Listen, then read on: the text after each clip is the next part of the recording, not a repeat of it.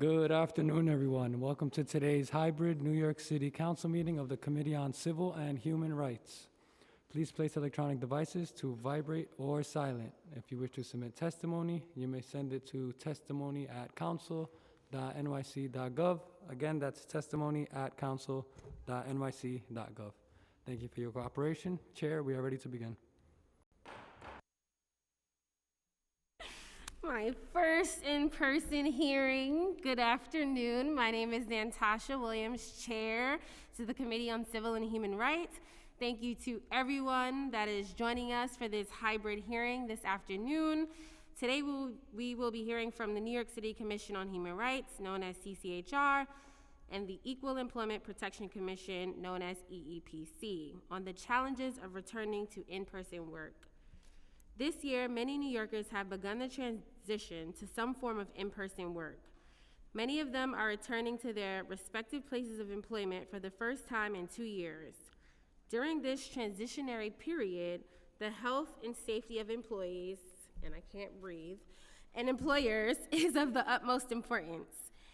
As another new normal sets in for us all, it is important that we hear from those who are tasked with protecting our rights as we navigate the return to in-person work. Over the past 2 years, EEPC's meetings and reports indicate it has tackled the challenges posed by COVID-19 pandemic. For example, in the recent agency diversity plans, which are reviewed by EEPC, some city entities indicated that parts of their diversity plan efforts were delayed due to the pandemic and budgetary constraints. We also know that the COVID-19 pandemic has changed the landscape of accommodations and disabilities in the employment context. Yet, it is unclear how or whether the Commission's recommendations and audits were impacted by the move to telework in early 2020. During the pandemic, federal and local entities provided guidance regarding the classification of COVID-19 as a disability that requires accommodations. Further information is necessary to better understand how EEPC is currently carrying out its mission and the challenges it is facing. Additionally, as many New Yorkers return to some form of on-site work, concerns regarding health, safety, and accommodations in the workplace may arise. As an agency tasked with handling discrimination complaints, CCHR has released guidance on what is considered discriminatory in relation to COVID-19. Due to its status as a disability, an individual with COVID-19 or perceived infection, history of infection, or disabilities related to COVID-19, like long-term COVID, that's a thing, may be entitled to reasonable accommodations from their employer. During this hearing, the committee is looking to learn more about the type of workplace-related complaints, if any, CCHR is receiving in the context of returning to on-site work and the challenges or patterns they have noticed as this shift takes place. I'd like to thank my colleagues who have joined us today. I see Assembly Member Richardson Jordan, Council Member Jesus Christ, promoting you, as well as committee staff Jay Suri and Liam. I'd also like to thank my staff, Everton Smith and Ashley Meza. I'll now return it over to the committee counsel to administer the oath. Thank you, Council Member. Good afternoon. We have 4 witnesses from the administration here today. Would you all please raise your right hands? Do you affirm to tell the truth, the whole truth, and nothing but the truth before this committee, and to respond honestly to council member questions? Thank you. It's all yours, Chair. My apologies. We'll turn it over to CCHR to begin testimony.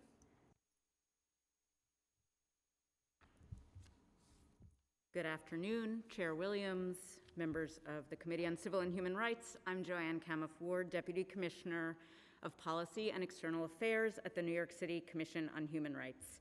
It's my pleasure to join you today in person, for my first in-person hearing as well, to testify regarding the Commission's work and the human rights law protections that apply in the employment context.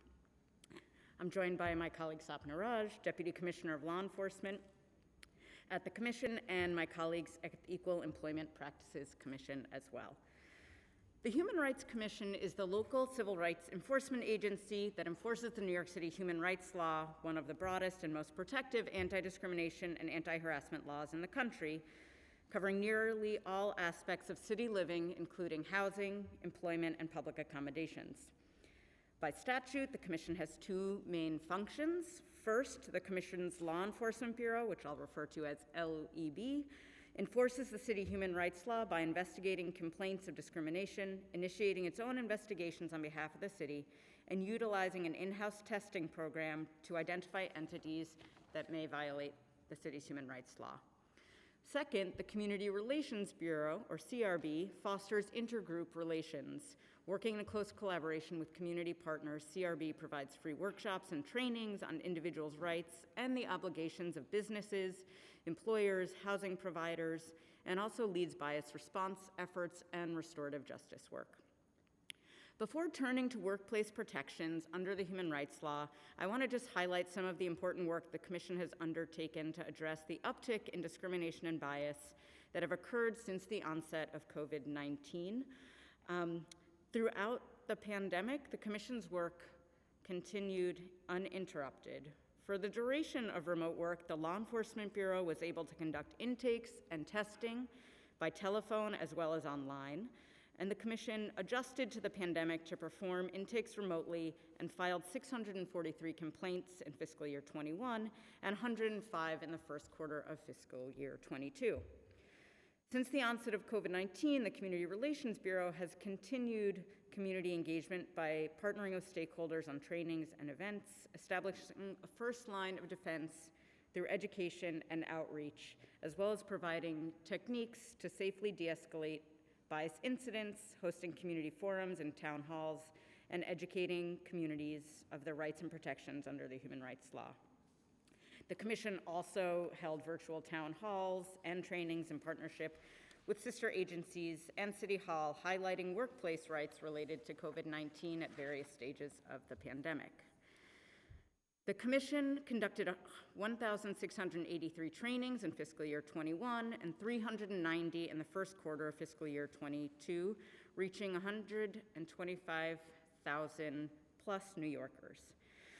The Commission also developed and disseminated guidance on the roles and obligations of employers in public accommodations. The Commission, like all city agencies, fully returned to the office in September of 2021, consistent with city policy and guidance disseminated by the Department of Citywide Administrative Services. Since then, the Commission has continued to use some of the virtual tools we developed during the height of COVID-19, but in the past several months, we've also had the ability to re-engage in person in communities, including through days of visibility in all 5 boroughs, resource fairs with our sibling agencies, business corridor outreach, and community forums, among other activities.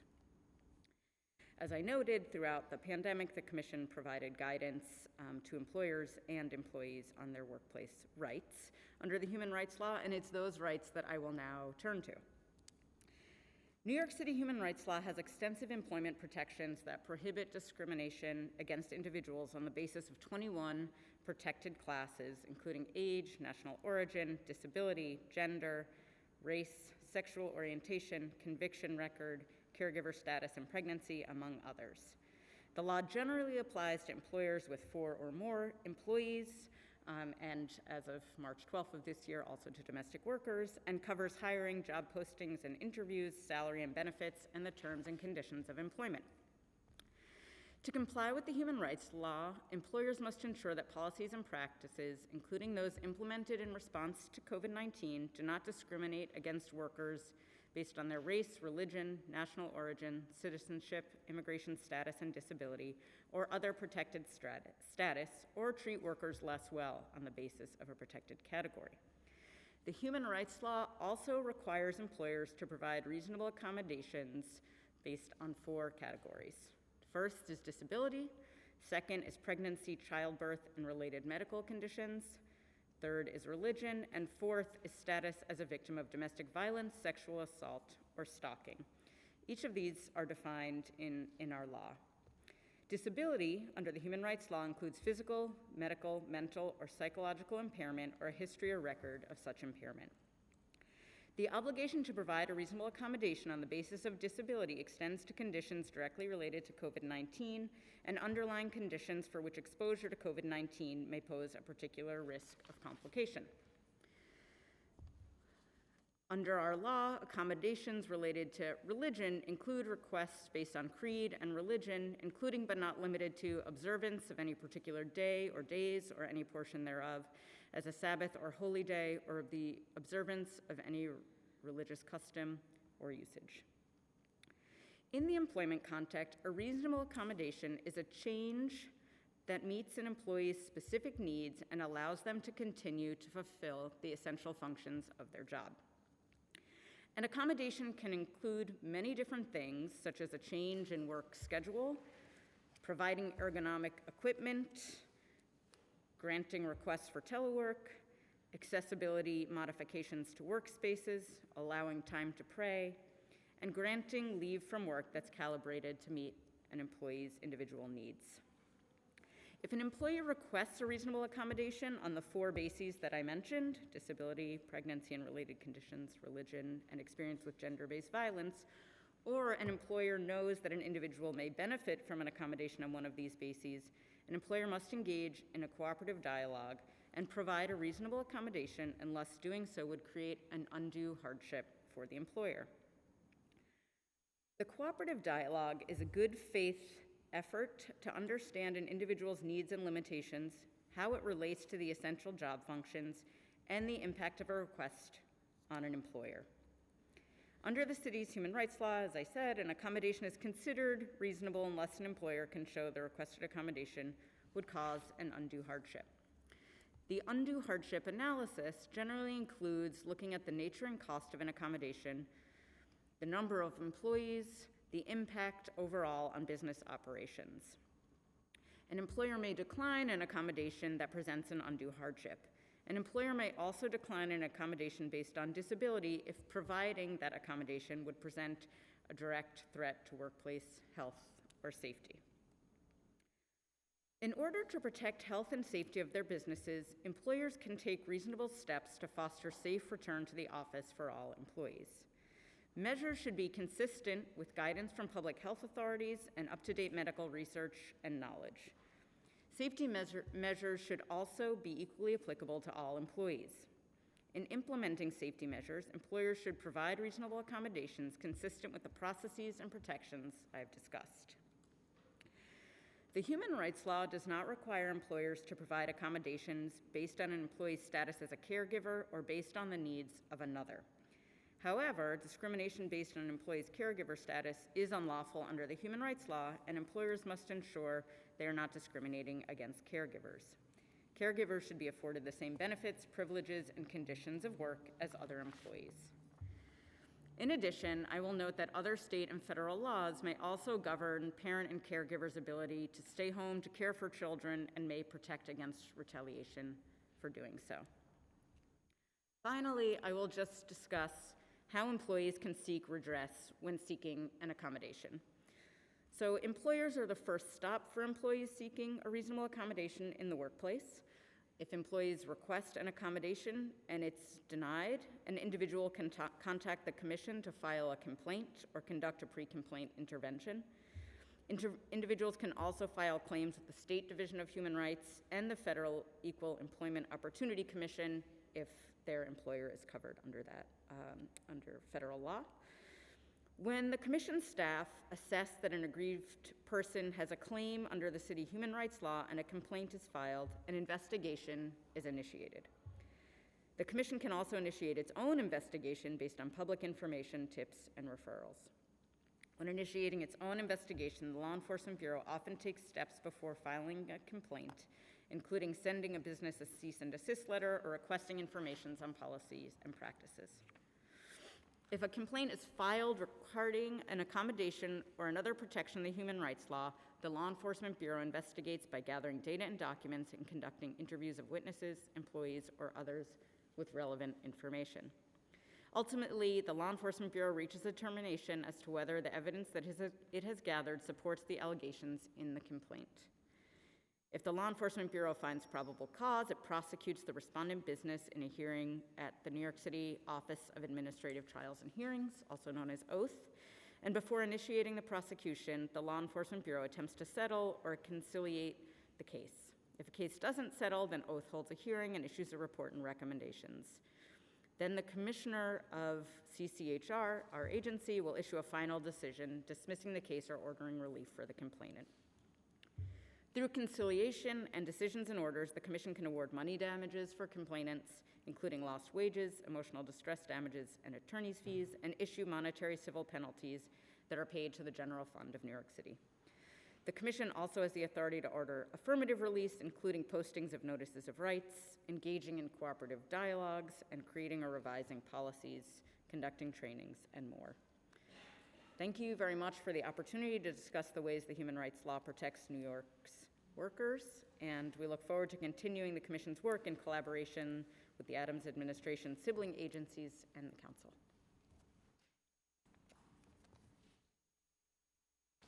I will now turn it over. Thank you. We can now move to testimony from the Equal Employment Practices Commission.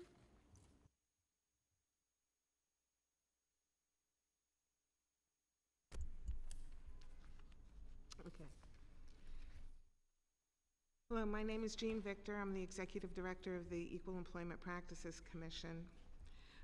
Thank you, Chair Williams and members of the committee, for the opportunity to testify today regarding the challenges we in the EEPC have encountered related to returning to the office post-pandemic. I am here today with our Executive Agency Counsel and Director of Compliance, Jennifer Shaw. My remarks will focus largely on our returning workforce and how the pandemic has impacted our ability to conduct our work. As you may be aware, but by way of background, the Equal Employment Practices Commission was created by the 1989 amendments to the New York City Charter. The EEPC is an independent, non-mayoral oversight entity tasked with auditing, reviewing, and monitoring the equal employment practices of the City of New York. In this capacity, the EEPC audits and evaluates the employment practices and procedures of approximately 143 municipal entities, agencies, and the offices of elected officials, and their efforts to ensure fair and effective equal employment opportunity for women and minority employees and applicants seeking employment with the city. Audits are conducted at least once every 4 years and consist of several phases, including data collection, evaluation and analysis, and monitoring the entity to ensure areas of noncompliance are rectified. Just to be clear, our audits look back in time, which means the audit the EEPC initiated this year will review a period of time when COVID was rampant. As such, because the impact of the pandemic from an audit perspective won't be known for some time, today I'm able to provide information specific to the EEPC, but not the city workforce as a whole. In addition to our audit responsibilities, the EEPC is charged with conducting a decade-long citywide analysis of racial and ethnic classification pursuant to Local Law 13 of 2019. The EEPC must publish a report annually with policy, legislative, and budgetary recommendations to the Mayor and City Council for correcting chronic or systemic underutilization in the city's workforce, achieving citywide affirmative employment objectives, and increasing diversity in the recruitment, selection, retention, and promotion of city employees. The EEPC also periodically hosts educational events for city employees on EEO topics of relevance. On June 9th of this year, the EEPC hosted its Symposium 2022, Understanding and Addressing Underutilization of Women and Minority Group Members in New York City's Workforce, held remotely via WebEx webinar. 3 speakers from both city government and the private sector provided different perspectives on underutilization, and a panel roundtable discussed recruitment and retention strategies used by city agencies. Attendance at this event was approximately 225 city employees, and feedback has been overwhelmingly positive. When the pandemic commenced in 2020 and non-essential city workers were ordered to work remotely, the EEPC consisted of approximately 14 employees, which remains our current headcount. It was initially thought that the duration of working remotely would be relatively short, a matter of weeks. But as the pandemic continued to rage on, the EEPC had to adjust its processes to ensure our audit mandate would still be met. The biggest challenge associated with working remotely was the EEPC's own lack of technology and resources. It became clear that matters integral to audit completion, such as data collection from audited agencies, the creation of and access to electronic documents, the ability to conduct meetings remotely, to scan, copy, and sign documents, and take telephone calls, all had to be dealt with. Processes that had been used for years were just not compatible with remote working. Fortunately, the EEPC, despite its small size, did and still does have an administrator of computer systems and support who, working with then Executive Director Sharice Terry, developed protocols for accessing the EEPC systems and databases. Workarounds were implemented, such as accepting documentation during compliance monitoring via email, rather than asking agencies to upload documents directly into the EEPC's Team Central tracking system. New employees hired before remote work began now had to be onboarded virtually. Concessions were also made. For example, because licenses needed to be purchased to use Microsoft Teams and the EEPC had minimal budgetary resources, the decision was made to instead use WebEx to hold remote meetings. Nevertheless, the EEPC was able to continue to conduct business, complete audits, and assist agencies in reaching EEO compliance. But it must be noted that this success was only possible due to the assistance of all of our employees who were required to use their personal cell phones, laptops, printers, scanners, internet access, and supplies without reimbursement or any additional compensation. This was done largely without any complaint whatsoever. Lastly, commission meetings were held remotely and in accordance with the time requirements set forth in Charter Chapter 36. In 2021, as staff were ordered back into the office, our employees expressed genuine concern about the safety of the EEPC's office. Over 75% of our staff sits in a single room with a row of 12 low-wall cubicles and little space for anything else. To ensure the safety of our employees, the EEPC undertook several measures, such as scheduling staff to come into the office on a staggered basis to enable social distancing. We also outfitted the office space with sneeze guards, which served to extend the walls of the partitions, purchased several air purifiers, and provided our employees with PPE and rapid COVID tests. Additionally, although in-person board meetings resumed in June, during the latter part of 2021, the EEPC began to live stream its meetings on YouTube so that interested parties could watch the board conduct business in real time without having to be physically present or wait a period of days for the video to be uploaded to the EEPC website. Once our employees returned to the office full-time, we decided as a group to continue wearing our masks in the office and to take safety precautions such as wiping down common areas after every use. Yet despite these actions, the EEPC has had 2 instances of having to request enhanced cleaning of the office by DCAS due to employees who contracted COVID and exposed their colleagues in the office. The first instance was relatively minor, but the second instance, which happened only 5 weeks ago, was very alarming. Several of our employees tested positive within a day of each other, while other employees felt sick and stayed home at this very same time. Additionally, our board commissioners had to be notified that they too had been exposed and should be tested for COVID, or risk exposing their families to the virus. This incident served to heighten our staff's concerns about just how safe the office actually is. Unfortunately, the EEPC was without any other space or resources to make additional safety modifications to the office. I'll summarize by saying that during the pandemic, the EEPC was able to fulfill its mandate despite the challenges of technology, the scarcity of resources, the retirement of the EEPC's executive director after more than 25 years of city service, the recruitment of her new replacement, and the addition of a new chair and new commissioner, although the board still lacks 2 commission members. In fact, when the EEPC concluded its sexual harassment audit In 2021, I am proud to report that the EEPC had issued an unparalleled 50 determinations of compliance to municipal entities that implemented corrective actions.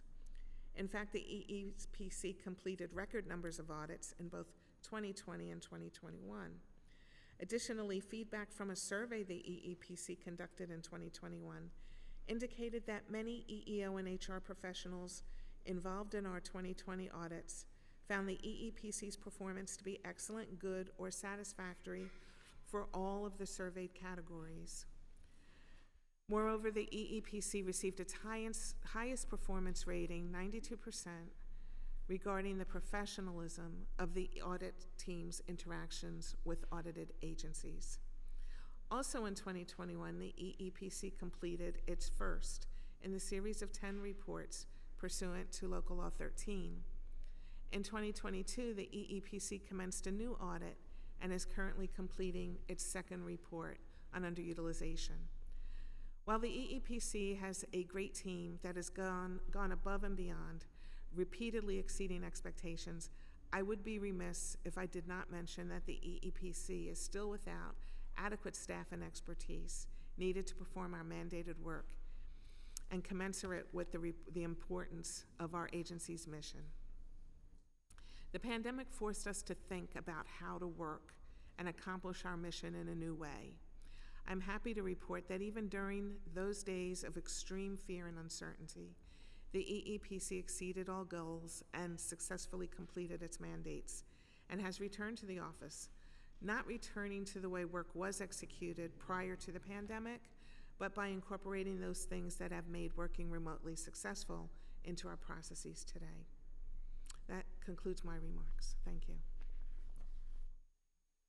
Thank you, and I'd like to acknowledge Councilmember Rita Joseph, calling colleagues Assembly Member before you came, Rita. I'm working on the commissioners. I know you need to. Hopefully you'll get it soon. I have been talking to the Speaker's office, so I hear you loud and clear. And I will start questions for CCHR. Have you received any complaints of workplace discrimination in relations to COVID-19? Thank you. So we have received a lot of complaints in the employment context. I don't have numbers specifically on COVID-19. I have numbers that relate to reasonable accommodation requests from August until June of this year. We have received about 700 inquiries related to employment and filed 157 cases. Of those inquiries, less than 10% were related to reasonable accommodations, so approximately 60 or so, and we have 42 filed cases, again, related to reasonable accommodations. What I can say about those cases is the vast majority relate to disability, but I don't have the COVID-specific numbers. I can go back to the agency and see what we've coded that would be helpful, and would be happy to follow up with that information. Okay, yeah, that would be helpful. And in terms of like a comparison, would you say that the numbers have shifted from 2020 to 2021? So I would say in terms of kind of trends, we're seeing similar numbers of cases, and the highest cases continue to be in the area of employment, and within that relating to race and gender and disability. So the trends overall, the macro level, are the same. The number of inquiries and complaints filed changes over time, but generally I would say the trends are similar. I don't know, Sapna, if you would agree. Yeah. So the number, I think you said 60 complaints, around 60 for reasonable? We have 60, I think it's 67 inquiries that are related to reasonable accommodations, and 42 cases that have been filed. So that means they're sitting with our agency at various stages of trying to either investigate what's happened, assess what the basis of the claims is, or where we think there's been a violation, attempting to do a pre-complaint intervention with the employer and see if if the needs can be met, if the cooperative dialogue was followed, if the process was proper, and the outcome. And so specifically, you would say those 60 cases are in regards to denials of reasonable accommodations, or is it a mixture of things involving reasonable So accommodations? in reasonable accommodations, it would really only get to us if it's a denial. Yeah, correct. Have you seen a rise or decline in complaints in relations to workplace discrimination in 2020 so far, specifically as more New Yorkers have transitioned from remote work to some form of on-site work?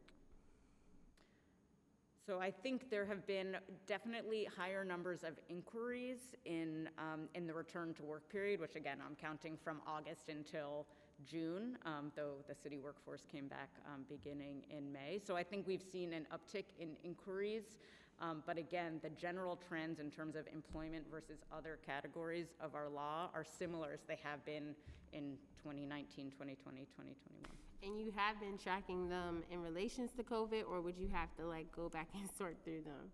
Because I recognize that people might reach out to you and it might be COVID related, but it also is like touching something else that they might have been discriminated against. So we generally don't track and report on COVID specific. It's that we're looking at the other protected categories within our law, but we do have some codings for COVID that we can look into and follow up with you, as I said, after the hearing. Okay. Have you had to refer any inquiries or complaints regarding the workplace to other agencies? If so, what sorts of complaints were these, and which agencies received these referrals and why? So I don't have that information in front of me. I know that sometimes rather than often, cases can be filed with EEOC simultaneously to us, but that's a fairly small number. In terms of referrals to other agencies, I would have to look back. We can. I don't think we have the information on that. So we actually don't track that. Which agencies we're sending it to. Okay. I'm going to ask you questions, but based off of your previous answers, I don't think you'll be able to ask them or answer them, excuse me. Okay. So how did the reporting of workplace discrimination change when offices moved to telework? And if you need to kind of circle back to us to give more details, that's fine. Can you too. just repeat the question? Yeah, Sorry. how did reporting of workplace discrimination change when offices moved to telework? So you mean how were the basis of the kinds of cases I guess like we were if people seeing? are, like if people are like in person, they might be reporting differently than now being remote, and then vice versa, now having to come back on site. I think a lot of the issues honestly remained very similar. Unfortunately, discrimination in the workplace continued to occur. I think people continued to seek accommodations. Even if you're remote, your accommodation might be flex work, or it might be to have an accessibility software that you might have in the office but you don't have at home. So a lot of those kinds of trends continued to present themselves, and I think what shifted was how our agency was able to receive that information, right? Like being able to be remote, and you can also, if you're working from home, you might have the confidentiality to make a phone call that you wouldn't necessarily be able to make if you were in your workplace. But I don't think the crux of the universe of types of things we were seeing greatly changed for the employment context. And would you say that, to your point about how your agency received the complaints, would you say that folks had a greater difficulty reporting the issues? Did you see that? So no, because again, as I said, the numbers of inquiries remained fairly high. I think what we are unable to track is how many people would have come to the office during remote time who might not have technology, they might not have the internet, they might not be able to access us that way and might be walk-ins. So that is something that, now that we're back in the office is not a concern, but something that might have been a barrier to people reporting or engaging with us previously. I think the other factor is many ways that we get tips and referrals are in our outreach to the community, which obviously during COVID became also virtual. So we weren't on the streets meeting people, we weren't at resource fairs. Now we have the capacity to be doing that. Again, you may not be able to answer this now, but what types of complaints were more prevalent when telework was more widespread? I think you hinted at that in your previous answer, but I don't know if you're seeing different complaints because folks are at home, or like you said, a lot of it is just more or less the same. I think very similar trends, yeah, not many changes. And would you say there's any changes now that you're receiving? Or is there, I guess comparing it to the complaints you're receiving now, you would just say again, it's more or less the same? Yeah. Okay. Has CCHR provided recommendations for accommodations in a hybrid work environment? No, you've said Specifically, no, though I think our guidance attempts to give a lot of examples that would cover both in the workplace and people working from home. Again, a lot of it is modifications to either when work is done or a workspace, which might be equally applicable if you're in the office or if you're at home. Okay. What challenges are employers facing in ensuring that employees receive necessary accommodations while COVID-19 is still prevalent? This is not really based on our cases, but I think what I can see as a challenge is just the changing medical information and the context, right? So it's very hard to be able to pivot, even if you know the right process and you understand the standards, the guidance is changing. And so for employers to be able to keep up with that can be a challenge. Thank you. Has CCHR seen a drop in sexual harassment complaints since moving to telework, or have complaints persisted, but the nature of such harassment has changed? I think it stayed the same. Consistent numbers staying the same. Mm-hmm. And I think that could be in part because our definition of gender-based harassment is quite broad, and we continue to see behavior that would violate our law in workplaces. And what about online harassment? Fewer, same, more or less? We have none that we can speak of. Okay. Has CCHR had any conversations with the state's chief disability officer on the post-pandemic challenges that people with disabilities are facing when returning to or seeking work? Not specifically to my knowledge, but we work fairly closely with MOPED and DIFTA and other city agencies who are thinking about always the challenges that individuals face in the workplace, but particularly related to disability or age. Okay, and before going into questions with EEPC, I will pause and open it up for any of my colleagues if you have any questions. Yep. Councilmember Richardson Jordan. Yeah, I just wanted to ask, sort of as a follow-up to the last one, if there was anything, and I get that the numbers may not be there, so perhaps anecdotally, but has there been anything that has shown an increase in discrimination based on age in alignment with the pandemic? You know, as people have had to work remotely.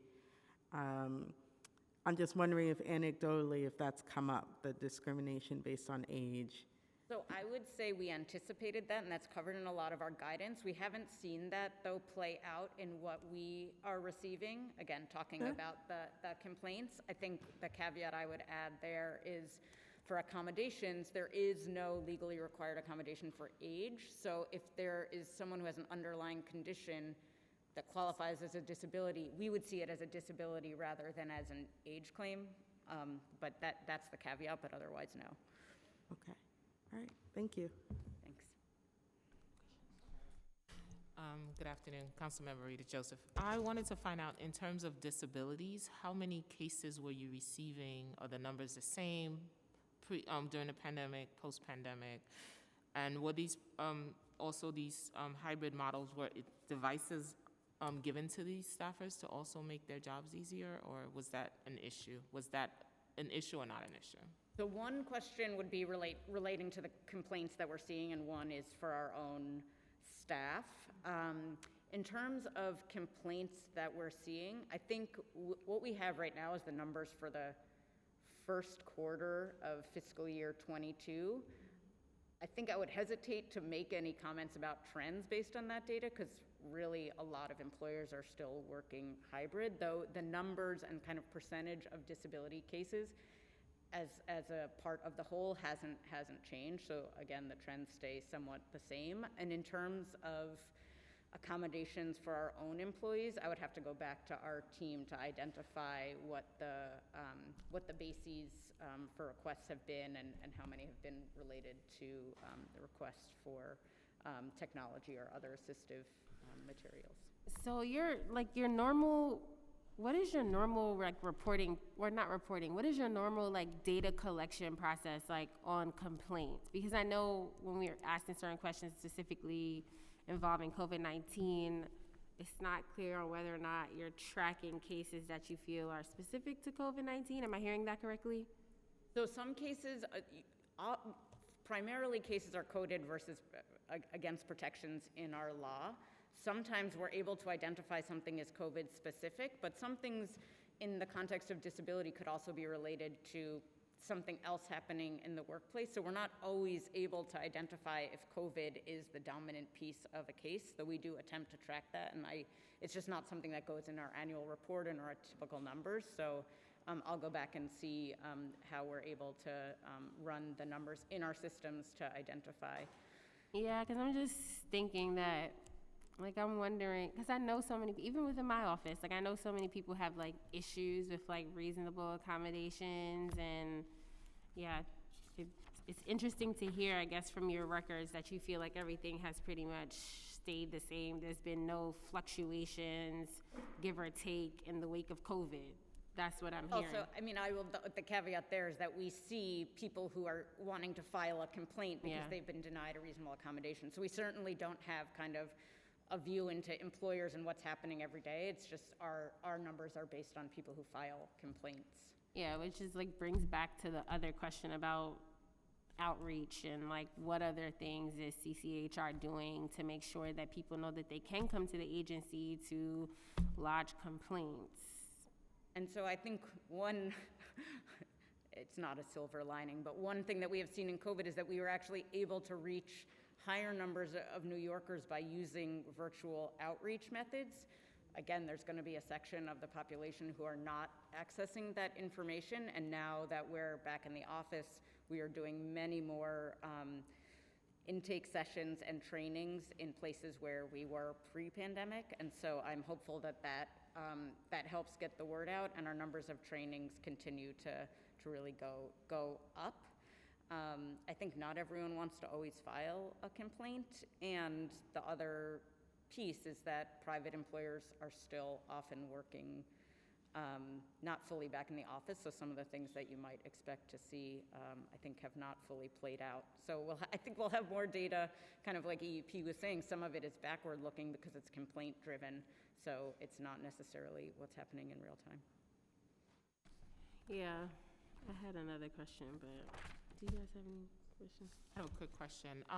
Is language access available for non-English speakers to file complaints? Yeah. What are your languages? So we have staff that speak 28 languages, and I don't have the whole list, but what I do have is that our info line speaks 5 languages. I can tell you what those are. They are Spanish, Hindi, Urdu, Portuguese, and Nepali, and anyone who contacts our agency also receives information in Spanish, Arabic, Mandarin, and Russian on first blush, and then we either utilize staff who speak languages or interpreters to engage with communities. You'll have to excuse me because you know I'm still learning my job, 6 months in. So I have a question just in terms of like other city agencies. Do they report to city employees, do they also report to CCHR? And have you been able to track that? Oh, yeah, so are other like city employees reporting to CCHR? Is there any track record? Does that happen? Because I know in like previous offline conversations, I would love for you all to be super independent to also hold city agencies accountable. So I'm just wondering, like, do you find that city employees, at the very least, I feel like city employees should know about the resources that the city has for them. So have you been seeing complaints from, yes, okay. So, yeah, so we receive, again, individuals who want to file complaints, if they work for a city agency, can file complaints with us. What I will say is there is another city agency, which is the Department of Citywide Administrative Services, which tracks for all city agencies things like reasonable accommodation requests. Again, we only receive what comes to us vis-a-vis a complaint or a tip or a referral, and we do receive cases against city agencies. Okay. Thank you. We'll send some follow-up questions if Thank you. my colleagues don't have any more questions for CCHR. Good? Okay. So on to EEPC. First question is, what additional burdens does EEPC take into consideration due to changing workplaces? Sure. What additional burdens does EEPC take into consideration due to changing workplaces? Yeah, like I guess perhaps additional burdens from the agencies because folks are working hybrid or remotely.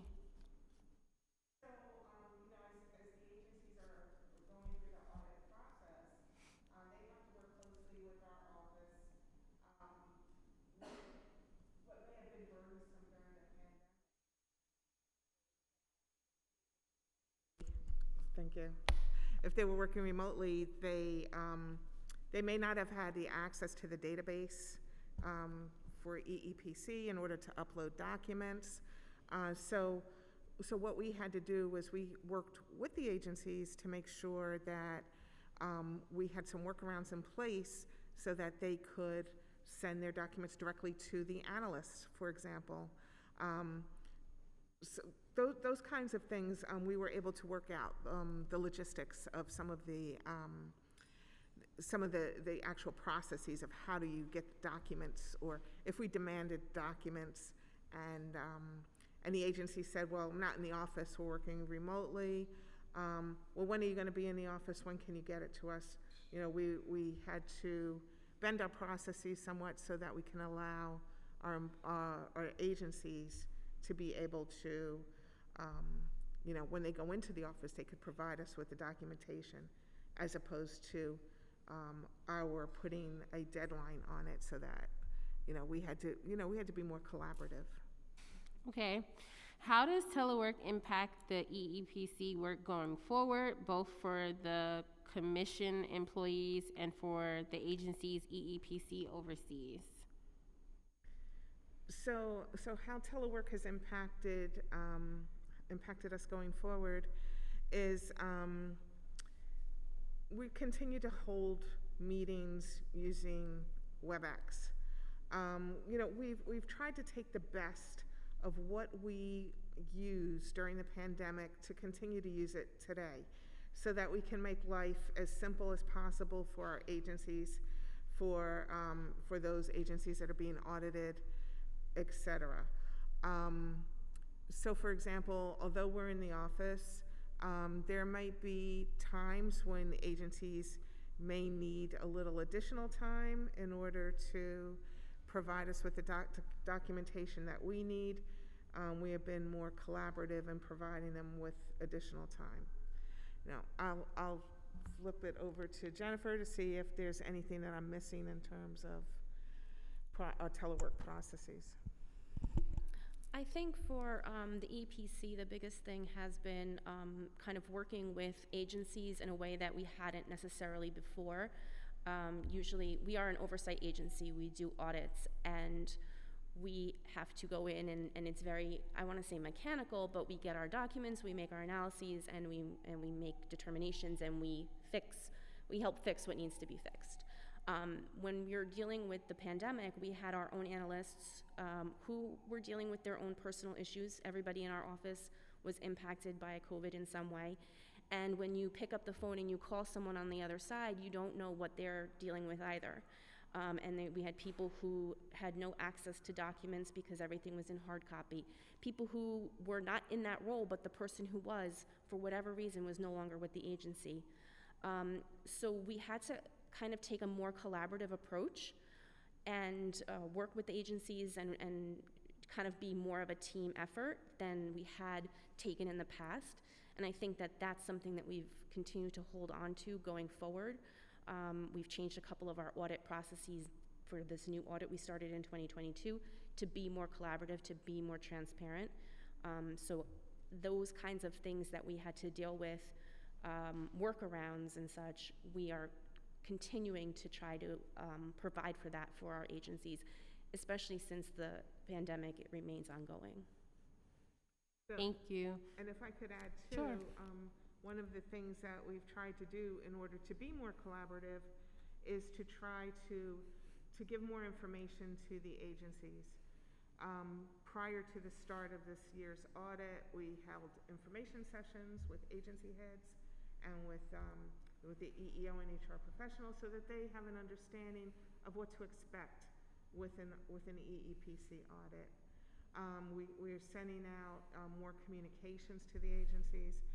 We are trying to make ourselves more available to the agencies so that there's no mystery as to what the EEPC does and what we're looking to accomplish. The goal is to make sure that every agency is in compliance.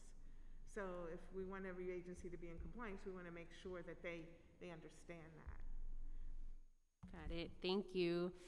In your mid-2020 meetings, EEPC discussed adding a study on the impacts of COVID-19 to audits. Did this happen, and does the EEPC report show this? Do you want to take that one? Sure. We actually did not add that to our audit in a specific COVID-19 direction. What we did look at is our new audit is focused on general employment practices, but specifically focusing on the underutilization of minorities and women in the workforce. So we look at recruitment strategies, we look at selection strategies, and in so doing, we're looking at numbers that will reflect what happened during the pandemic. COVID separations, we won't know whether or not it's a separation based upon COVID or not, but we do know that if there's a separation and a new hiring, then we can look at whether or not there's underutilization and how the agency addressed it.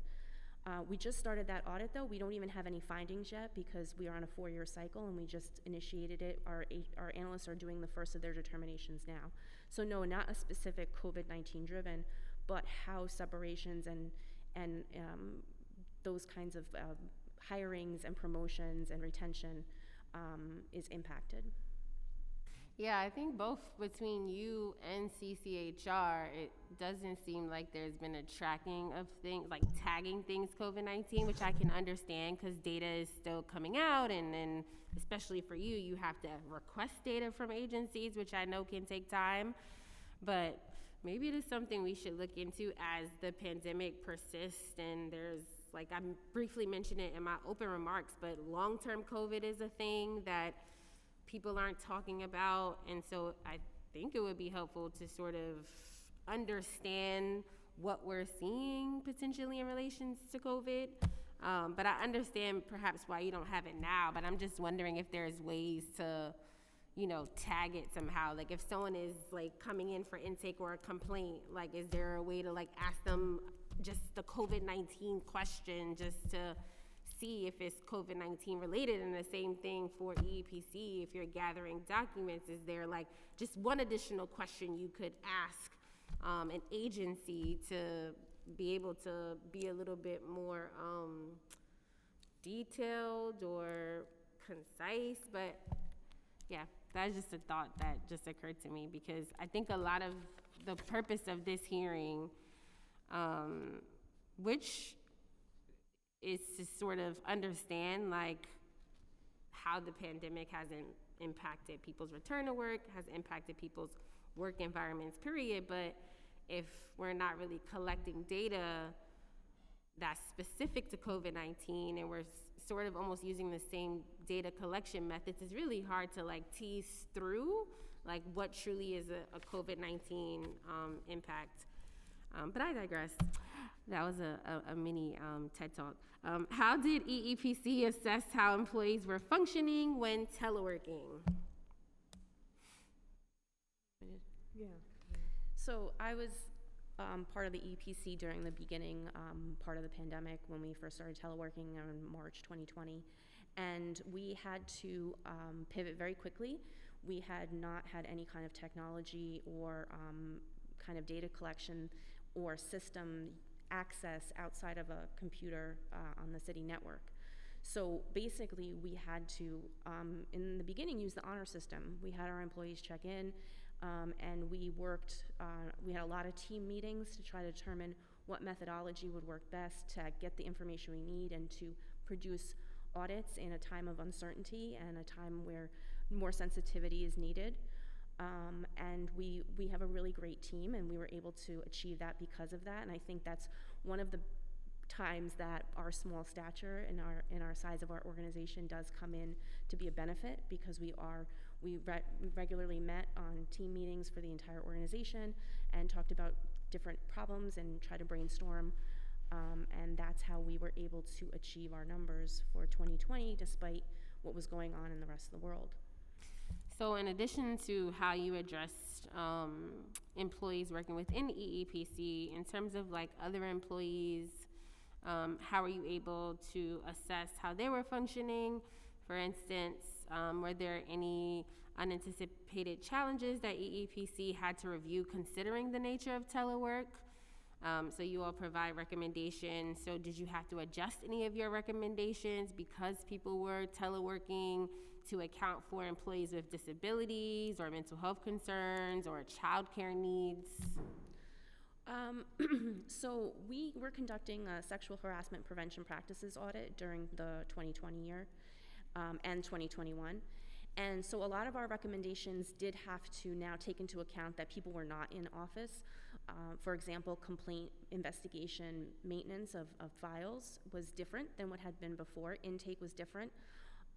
For providing training for people, a lot of the training was on city accessed only systems, and so now we couldn't ask agencies to ensure certain training that they simply didn't have access to anymore.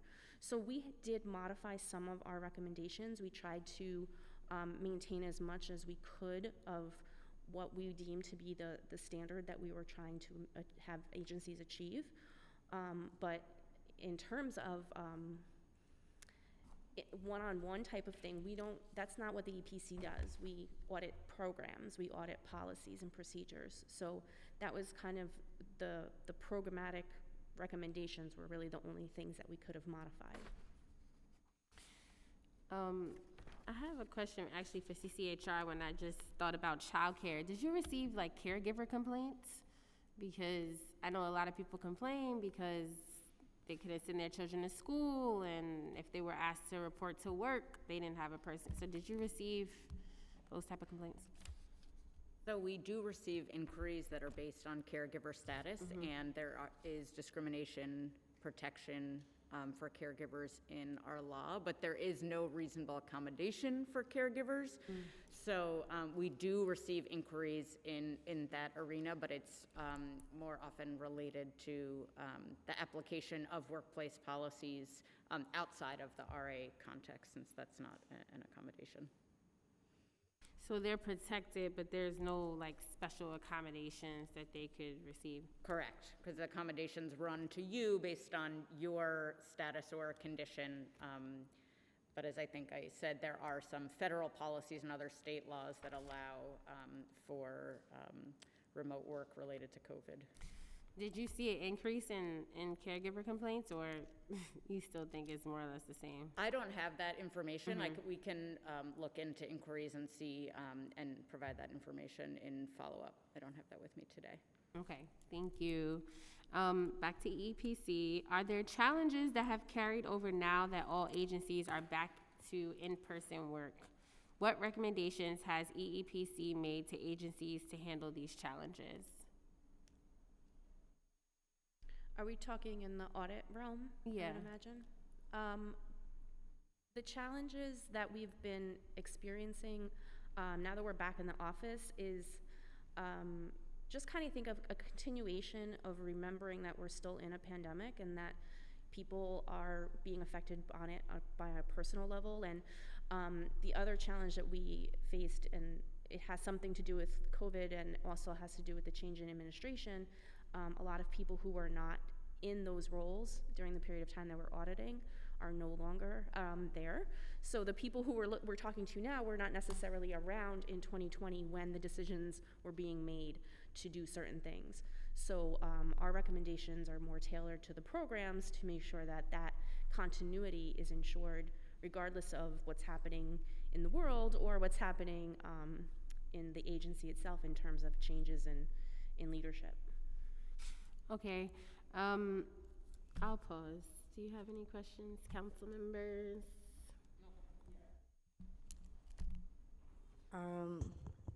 Well, I first want to say, you know, Madam Chair, to the sidetrack that you kind of went on, I think it's still relevant, and maybe it's something for either CCHR or even for us as a council to think about the classification of long COVID as disability, and what it would mean in terms of recognizing long COVID, because I think that's maybe the place where we could address what's going on. I think some of what we might be finding out is that usually what we're looking at is employers not doing reasonable accommodation, and I think because COVID was such a phenomenon and it was seen, you know, like so many things are not seen, right? But COVID was seen, that I think they're actually, I don't know, maybe part of the story is that there actually were accommodations made for COVID in a way that isn't typically done, because most disabilities are invisible, and we're sort of battling against it, getting them. Anyway, that's also a tangent, but related to our work. But I wanted to ask for EEPC, I was just curious because I know there's an emphasis on minorities and women, but is there also a tracking around diversity for LGBTQIA, and do you have numbers on that in terms of our agencies?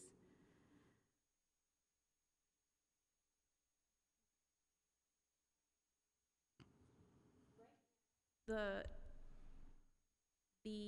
data collection is driven by DCAS, which sets the parameters for the citywide policies.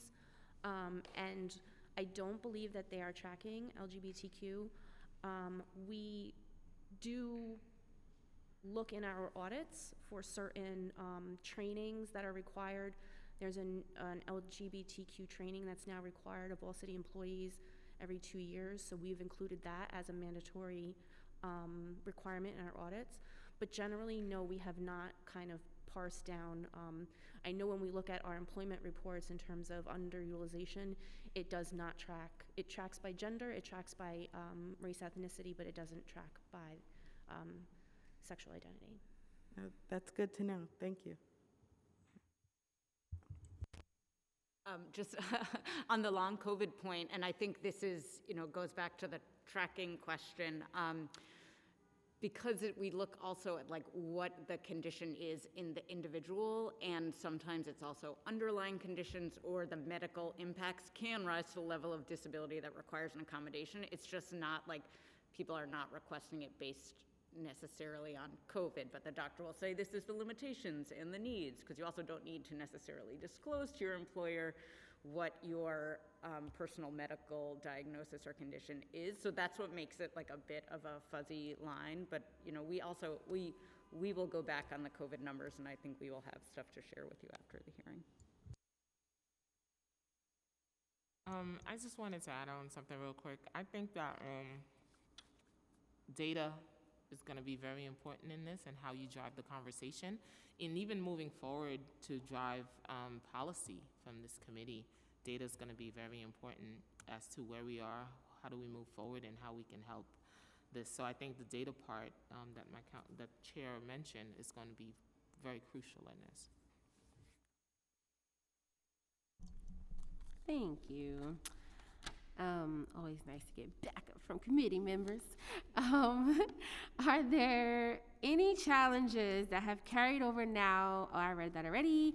Recent agency diversity plans indicate that some efforts are delayed due to COVID-19. EEPC reviews these plans. How has it responded to these delays? What criteria are used to determine when these efforts are to restart? Again, this is an audit question. As the Director of Compliance, I can best speak to these things. When we look at an agency's annual EEO plan, we do not get into the weeds of it in terms of specifics of whether or not they should or should not be doing certain things. We do look at things such as mandatory trainings. We want to make sure that that's included. But whether or not they undertake certain initiatives or strategies for, say, recruitment or retention or community outreach, we don't look into those things. One, we don't have the resources, and two, it's outside of our purview because those are operational decisions. I do know that the annual reports are reviewed by the Department of Citywide Administrative Services prior to them being finalized and approved by the agency heads. I don't know what that review entails, but at the EPC level, we look more to see, do you have a plan? Have you been producing quarterly reports that are showing the progress of your plan without necessarily getting into the specifics of those plans because we simply don't have the resources. How did EEPC conduct its sexual harassment audit with workers in a remote setting? I'm sorry, can you repeat that? Yep. How did EEPC conduct its sexual harassment audit with workers in a remote setting? As I said before, we had to kind of do workarounds for technology, and we had to do workarounds for just human beings. We really tried to be more flexible, and a lot of times people didn't realize how dependent they were on hard copies because the city didn't have a remote policy prior to COVID. There wasn't the same kind of need to have things in electronic format. And I think a lot of agencies realized that we need to start making sure everything is in some kind of scanned format. You know, we get complaint files and they're pretty voluminous and they are sometimes only in hard copy. So when we were trying to assess those kinds of things, we couldn't do it until we had agencies, you know, people going back on their one day in and scanning a whole bunch of documents for us. So we had to be a little bit more flexible in our timelines, like Jean said, and how we worked with them, how we accepted information, and then in the findings that we made, recognizing that there was some things that we couldn't get from them because they were working remote. And we do have a charter mandate to audit every agency once every 4 years, and we are audited by a comptroller to make sure we meet that mandate. So we couldn't simply pause all of the audits. We did the best we could to make sure it was as complete as it would have been prior to remote, based upon the kinds of limitations that we had. But I think our agency got creative and really kind of thought outside the box and became much more, like I said, a collaborator with our agencies versus the auditor type of, I guess, like separation. Yeah, and I know this is not the tech committee, but I'm interested because I hear you say a lot about the challenges faced by not being able to be on like a city server, whether it's trainings or documents being available electronically. So would you say you still have those challenges, or has the city itself, I don't know, I guess we have to work with Do It. Or do you work with Do It, or do you have a separate, no, you don't work with Do It, but the agencies have to work with Do It to get their files online. So I'm just trying to understand, like, is it still a challenge? Like, is that something that we need to like further investigate as well? Or would you say the city has sort of rise to the task of like technology, so folks are able to do whatever trainings that they might not have been able to do because they weren't on a particular server? I can't speak for every agency in the city. I can say that I think that the agencies that we worked with did recognize the need to have more electronic files and the need to have access to certain things that were outside of the city network. We have a proprietary compliance monitoring system, and we realized that you can't access it unless you're using the city network. So that was a problem for us. So we've tried to work with, kind of retrofitting that and seeing how we can modify that process.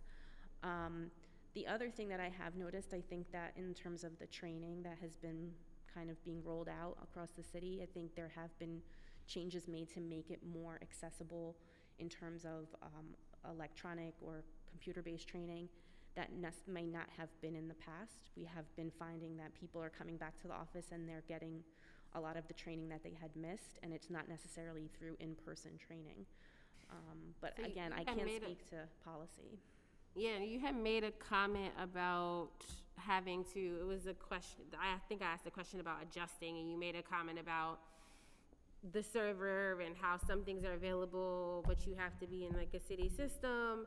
And so what, do you have details? Like what were those adjustments? Like is it specific trainings? And then again, because I think your answer doesn't feel conclusive. So like, can we say that agencies have made the necessary adjustments in the wake of remote work to comply with audits and or your recommendations, or is there still gaps?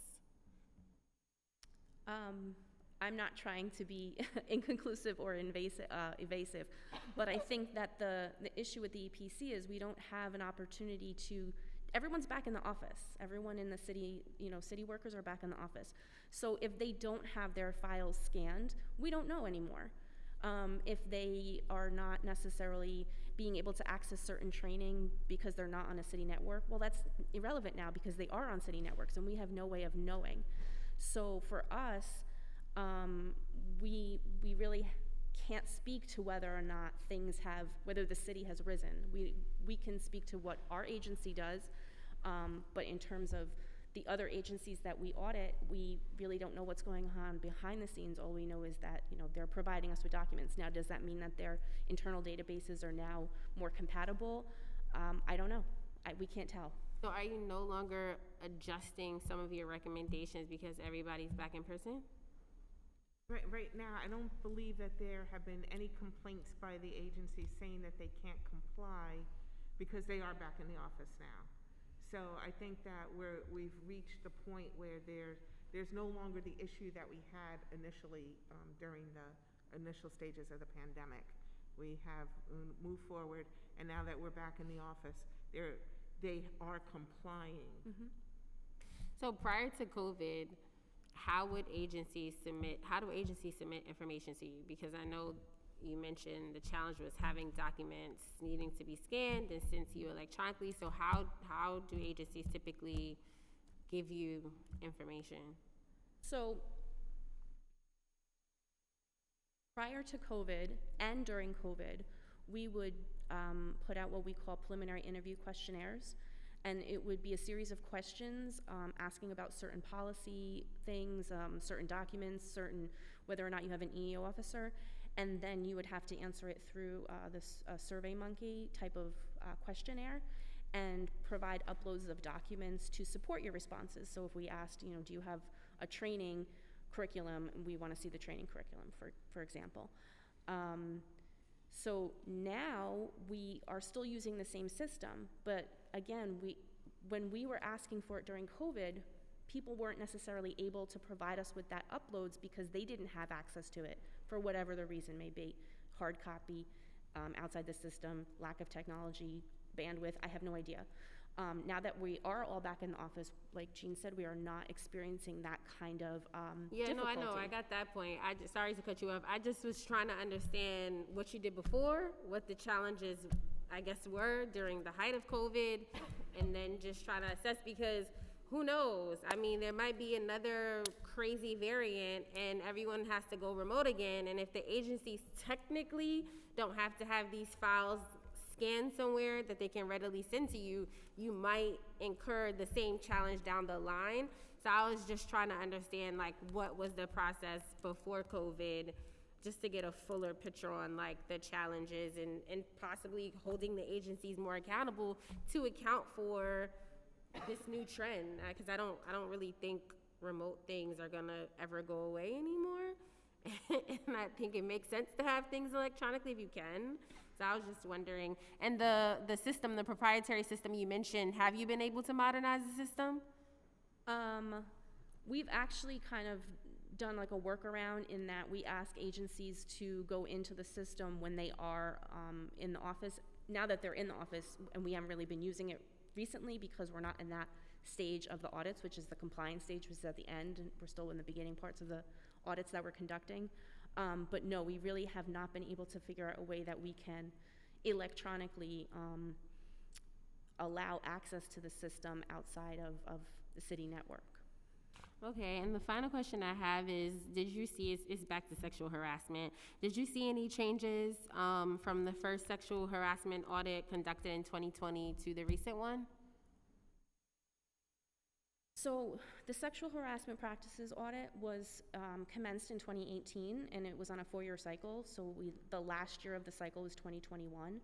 And I think what we did notice in the latter years was more complaint file maintenance being more uniform, and definitely training. There was the laws that were passed in 2018 that required mandatory training for every employee every year, and so we began to track that during the latter parts of the audit cycle, that we were reviewing those trainings, and the emphasis became much more apparent that that is something that is in the forefront of EEO programs. Do you have anything else? I have a quick question. I'm gonna go back for a second. I remember during COVID's, in the middle of COVID, I was still teaching. I wasn't even in the council yet. The biggest challenge we had was technology. There's a divide across the city. Are staff being trained now to, if we ever need to go down to a full shutdown, is your office prepared to move remotely 100%? Is the staff updated? Is the equipment updated? Is your server, do you have a bandwidth that's wide enough to support the kind of work that you're doing? Are you talking for the EPC, our own agency, Right, and as our you're taking employees? complaints, you're supposed to have a system that supports those things, right? How does your staff intake info? Well, we don't intake complaints. We just do the historical audits. We relied a lot on people using their own personal equipment because we didn't have the resources to provide laptops and printers and everything to our employees. We are still in that same spot in terms of lack of resources. I think Jean can speak better to that in terms of budget, but if we had to do a full shutdown again, we would be reliant upon our employees using their own equipment, their own telephones, their own internet access, their own electricity, because we can't reimburse them. And we don't have the resources to provide every employee with a laptop and a printer and a cell phone and even a license to use Teams. That's why we used WebEx instead of Teams, because we didn't have enough licenses. We're in trouble, New York City. I'm sorry?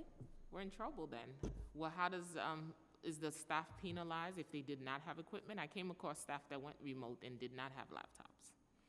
We had a limited number of laptops that we were able to provide to staff who did not or had connectivity issues. But if every single one of our staff members needed a laptop, I don't know how we would have gotten our work done.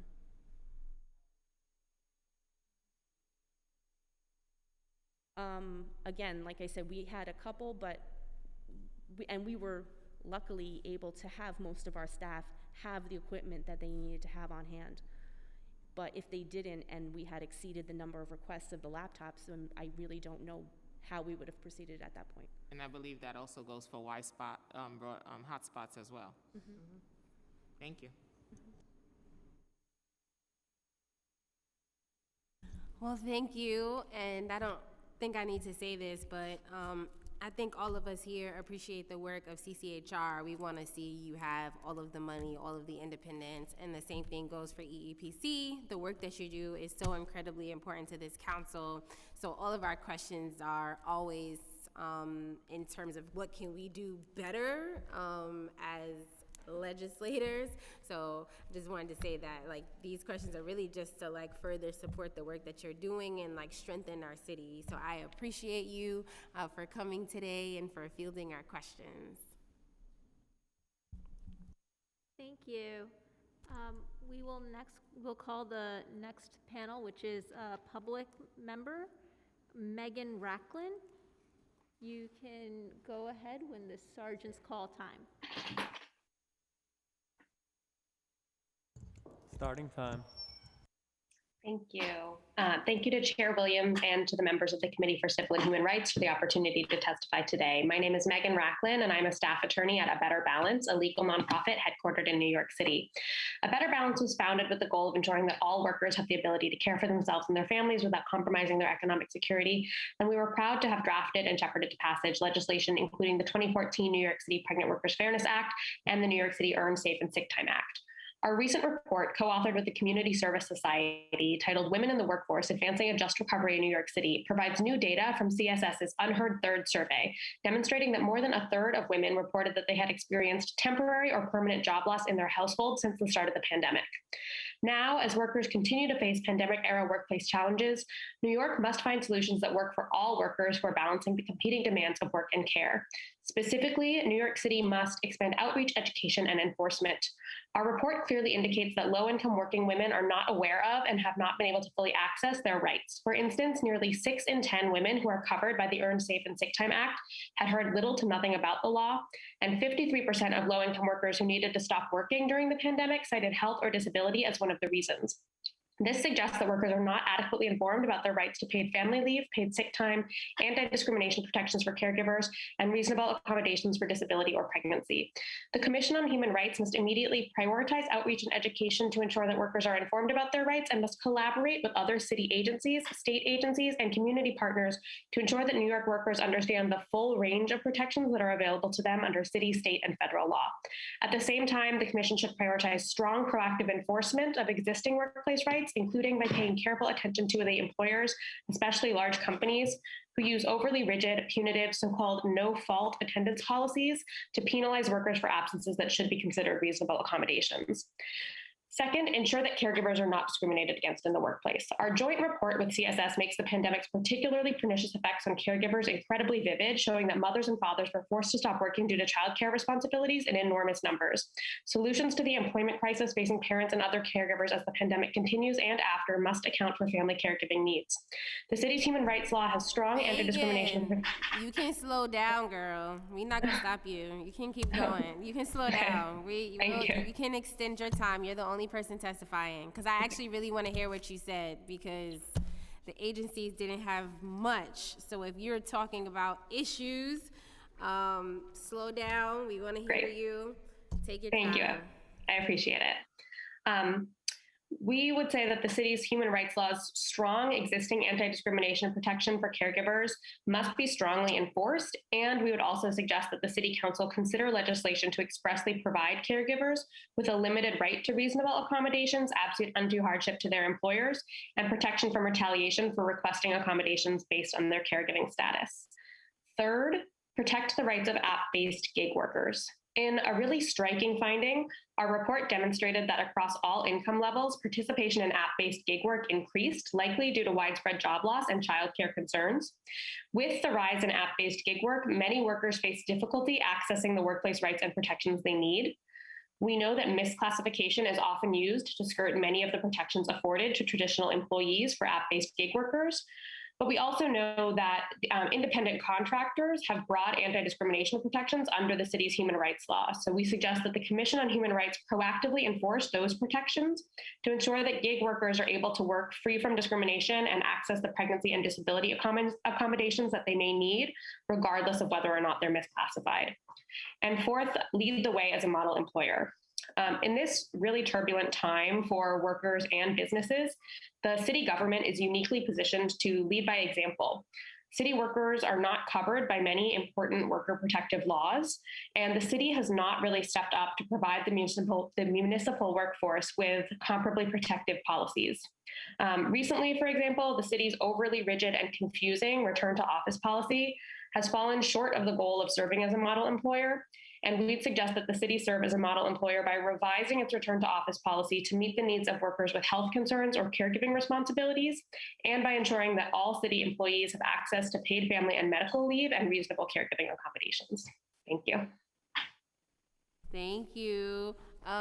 Do you have that written or a report of the recommendations that you can send to us?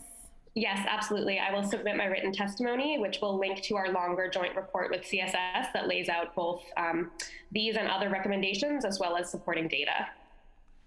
Okay. So actually, you said everything. So if you send us that would be great.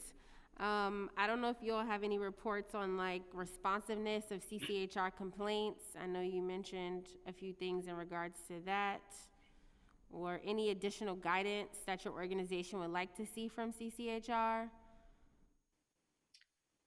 We have had great experiences, I think, working with the Commission on Human Rights, and are excited to continue to work with them on a number of issues. One recommendation that we have that I don't believe I mentioned it in my remarks just now, but is included in my written testimony, is we think it would be great to develop a process for fast-tracking complaints specifically related to denials of reasonable accommodations for pregnancy, because those complaints are by their nature so time sensitive.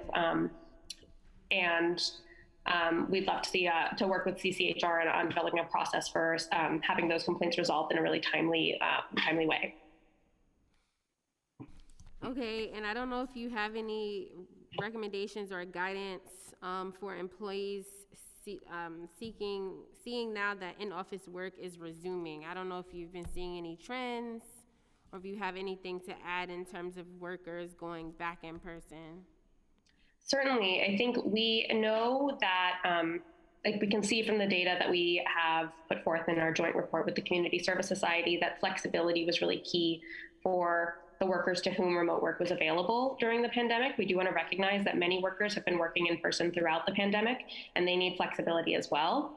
And solutions need to take both of those groups of workers in mind. I think there's a lot to be learned from this pandemic. As challenging as it was, it also provided, in many ways, an often successful experiment in remote work for a lot of workers for whom remote work is a possibility. And we'd love to see the city government think about maybe convening a task force of workers, businesses, and advocates that can come together to reflect on some of the lessons learned in the pandemic and think about how to integrate those into at this point in time, the ongoing pandemic workforce, but also how we can move forward at the eventual end of the pandemic to incorporate some of those lessons into how we think about flexibility for workers, especially workers with health or caregiving needs, to make the workforce a more just and equitable place for all workers going forward. Okay, yes, please send us your written testimony, your report, and any recommendations you have. Colleagues, do you have a question? Councilmember Richardson Jordan? Yes, thank you for the testimony. So I did want to ask, in terms of what you were referencing about low-income women and not knowing or having access to their rights, what would you say is the number one fix to that? Is that anything we can do legislatively, or would you say that's more budget and outreach to support, the CBOs that would get the word out? Absolutely. I think both are key pieces. I think outreach and education is a huge piece of this. And we know that the Commission on Human Rights does great work there, as do many other agencies. And we just think more is needed to make sure that all workers are really well informed of the full scope of their rights. We're especially interested in thinking about ways for city agencies to work together and to work with their counterparts at the state level and with community advocates to make sure that workers are aware of all of their rights. There are so many really wonderful and strong laws in New York City, but there are also important protections that workers have at the state and the federal level. For instance, paid family leave is a crucial protection for so many New York workers, and that's a state level protection. So it's really important to integrate that kind of outreach and education to make sure that workers are getting information about all of the rights that they might need to know about. For instance, if a worker in the city is pregnant and needs information about their rights at work while they're pregnant, it would be great if at that same time they can also get information about paid family leave so they know about their right,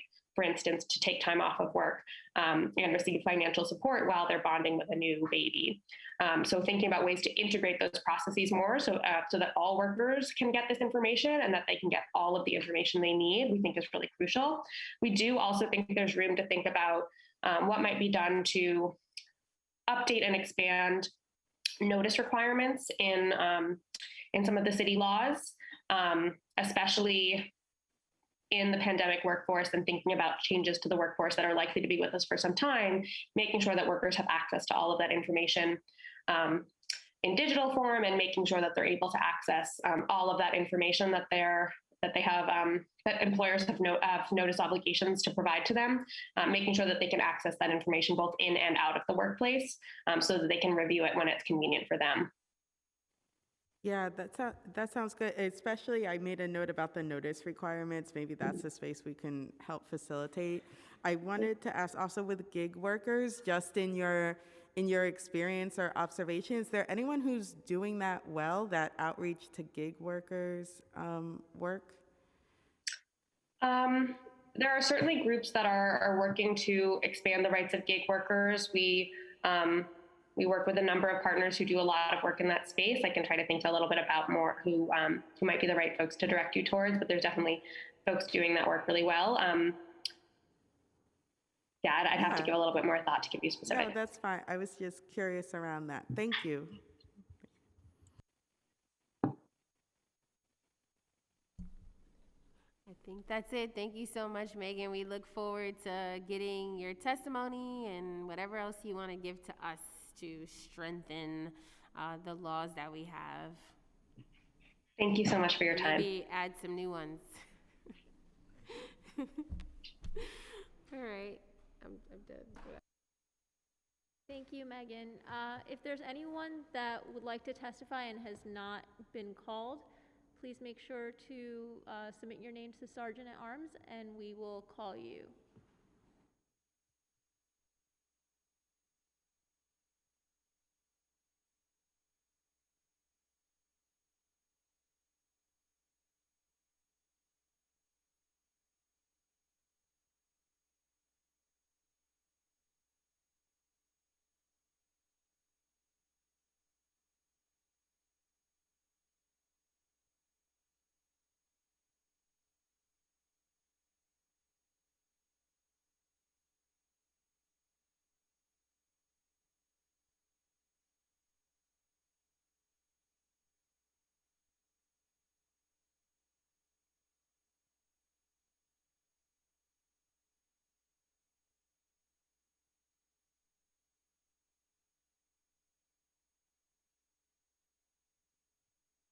We'll now call Mary Moss up to testify. You can go ahead whenever you're ready. Hello, my name is Mari Moss. I intended to just attend this hearing today, but I do have some words that I would love to ask for each of you to consider and to put in place and turn into legislation. Over 10 million women and men in the United States of America are impacted by domestic violence. More than 1 in 3 women and more than 1 in 9 men in the updated data and statistics in the United States will experience physical violence and or stalking by an intimate partner in their lifetime. These statistics are increased in urban communities where stress is greatly impacted by many factors and reverberations are spread throughout the community. In Harlem and throughout New York City, these statistics are exacerbated and lead to devastating violence during the pandemic, especially for women and children. Complications of abuse lead to greater disparities and send residuals throughout the community because it affects the children who are our future. And society, when the proper supports are not provided to those who need them as soon as necessary. During Women's History Month 2021, provisions were made in the Violence Against Women Act, VAWA, and they added specific services to support many aspects of the original legislation, which was included increased dollars for cultural specific programs, Justice focuses on victims' autonomy, agency, and safety, including restorative justice practices, expanding access to VAWA-funded legal services for survivors, housing protections that allowed survivors in federally assisted housing to relocate to new safe housing with victim relocation vouchers, restoration of tribal jurisdiction that allowed tribes to hold non-native perpetuators of sexual assault, stalking, child abuse, elder abuse, assault against law enforcement officers, and trafficking accountable when they commit crimes on native lands, investment in prevention via the Rape Prevention and Education Program and VAWA, Department of Justice programs, closure of dangerous legal loopholes in existing federal domestic violence, firearm laws that helped reduce domestic violence and dating violence homicides, and economic justice responses that help survivors access unemployment insurance and to help clarify what constitutes economic abuse. And it goes on. But here are some additional recommendations that our city can really focus on in order to make sure that this federal law is strengthened, or that the federal laws strengthen the local and state laws for the prevention of violence and how it affects the lives of those within our city. Number one, schools are often the first place frequented by families in need. All of our children mostly go to school. And there's a need to support families properly in holistic ways, especially in sensitive matters like abuse that affect their lives.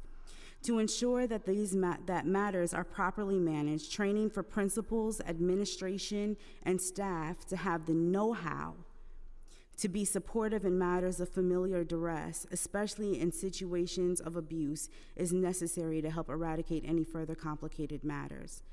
Parent coordinators, social workers, and other administrators must demonstrate the sensitivity and compassion needed to assist these matters and should be able to de-escalate situations, to provide workers financial supports as needed without encouraging parental alienation, which is prevalent in our schools right now. Survivors of abuse with with children need to resume a normal life for the sake of their children and to minimize trauma in a personal crisis. This means normal parental activities are needed and information about children's grades, access to their teachers, blue card sign-offs. Parents who are dealing with abuse should not be excluded from who gets to sign on, pick up their children, and they should have knowledge of who is picking up their children, and they should have a say in who picks up their children. And other information should not be withheld from parents in matters of domestic violence.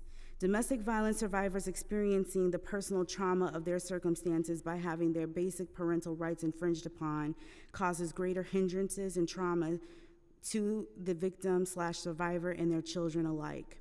Interaction should not be limited because someone is a victim/survivor of abuse. Parental interruptions or restraints should not cause undue harm to their children. Parents' rights should still be honored, especially in matters of abuse. We shouldn't victimize survivors or cause further harm. School administrators should not impair or cause further damages to an already stressful and devastating situation in a person's life who is dealing with a crisis affecting their family. Number two, although ACS, Administration for Children's Services, is usually involved in family crisis matters, there are several gaps in services across agency interactions that must be appropriately supported to bring about justice and minimize the harm done to families involved. Statistics show that 9 in 10 cases of domestic violence unjustly violate those rights and cause separation of mothers from children while rewarding abusive partners with children and child support, therefore penalizing the victim further with financial abuse and the traumatic separation of their children. This has to be corrected. The trauma to children is increased because they are subjected to further abuse and are made to normalize the trauma caused to them and others in their presence. Based on the decisions of judges influenced by ACS and others, Children caught in the middle of domestic violence matters are forced to live with a parent that has been rewarded for causing abuse instead of being provided with protection from harm by the parents whose rights were infringed upon in the first place. These are known issues to several human rights organizations throughout the city, state, and nation, and the world. If all court sessions are made public, or at least recorded for review, these rights and laws cannot be easily violated. It is essential that through interagency vetting before hiring into positions of sensitive matters such as this, and training for all public-facing and public funding organizations dealing with matters of abuse are conducted through DCAS or other supportive professional training resources. All employees need specialized training in handling the sensitive matters of abuse and how each person involved in the matter is dealing with the stressors that are affecting them individually. Intervention should not cause further trauma or escalate situations to greater levels. Also, there is a need to understand the protected rights of citizens in dealing with the implications of any crisis. We need compassionate workers who understand the populations they are working with and are willing to assist with the best practice measures to resolve the obstacles and complications as they occur. Proactive actions can also prevent some occurrences from escalating or developing into more dangerous situations. 3, when speaking of mass incarceration, men are usually the main subject by default. However, statistics show that 86% of women in jail are sexual violence and abuse survivors. And this is from Salon Rachel Lee, published November 11, 2017. Blaming victim survivors for reporting abuse when they needed intervention is a critical fallacy that causes greater damages to the life of the victim and those depending on them. Unfortunately, in some cases, those who are supposed to protect and serve have wrongfully arrested victim survivors in need of supportive actions and intervention and failed to help provide them with those safety measures they required, causing greater long-term damages. It is essential to accurately decipher the proper actions to ensure protection to remedy a crisis of abuse. Sometimes mental health issues are used as terms to describe victims of abuse, to perpetuate stigmas, to keep them from being helped. This provides an opportunity for those in leadership crisis matters to delineate between someone reacting to abuse versus someone using gaslighting measures to perpetuate a reaction and causing greater harm instead of providing the necessary appropriate solutions to the situation. It's called throwing a rock and hiding your hand. Furthermore, there is a need to eradicate the mental health stigmas that can often be used to isolate victims and cause them to be separated unjustly from their children, families, or jailed for reporting abuse.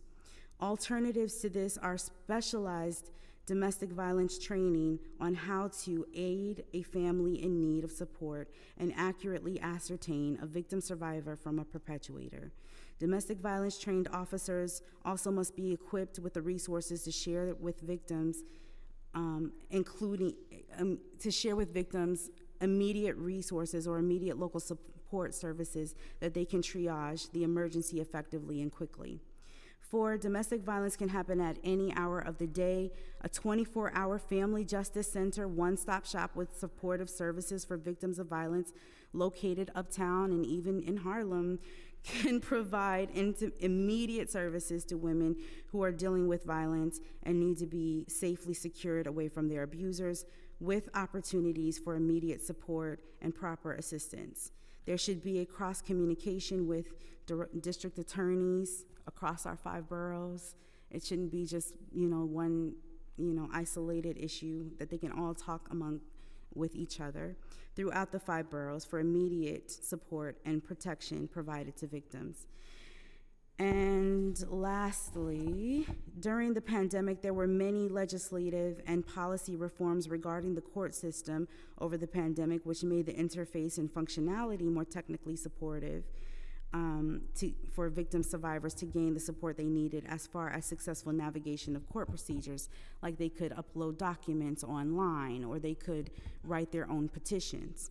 However, If they did not have the technical tools, phone, computer, resources, they were at a disadvantage. Often decisions were made without the full knowledge of the processes if they had the technical tools.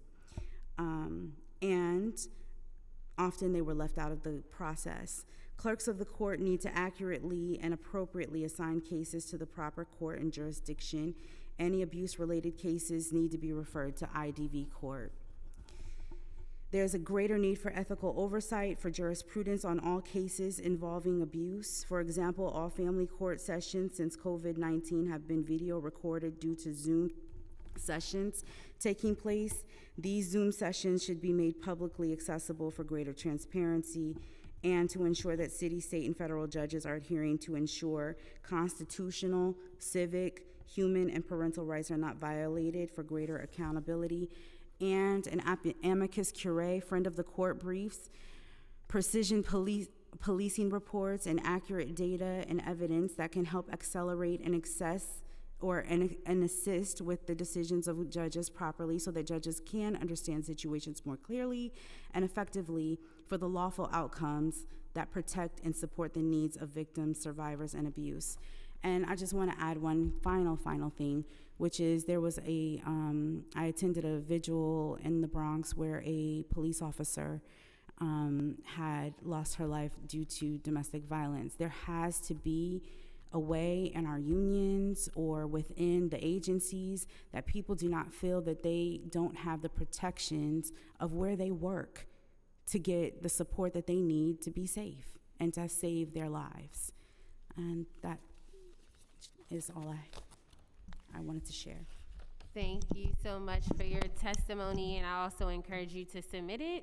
I'm sure council members would like to review it, and I don't know if you have anything. Yeah, go ahead.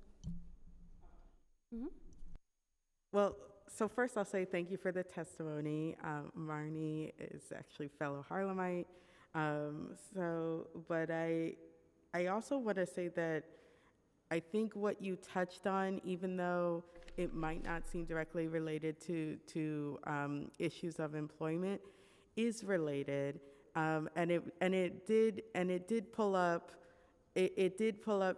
stuff for me personally because I'm a survivor of domestic violence and I was wrongly arrested, and so when you speak about survivors and having that. The victim survivor wrongly arrested and then the mental health effects, that's something that I have lived. You know, the record was cleared, but the mental emotional health effects are something we work through. And it definitely affected my work performance. And I think what we do in terms of employers and employment and how we have protections for those who are survivors is important. So I appreciate you bringing it up, and I'm definitely flagging it as something that I would like to advocate around. Thank you. Thank you Okay. for your testimony. All right, thank And you. with that, I'm closing out my first in-person hearing.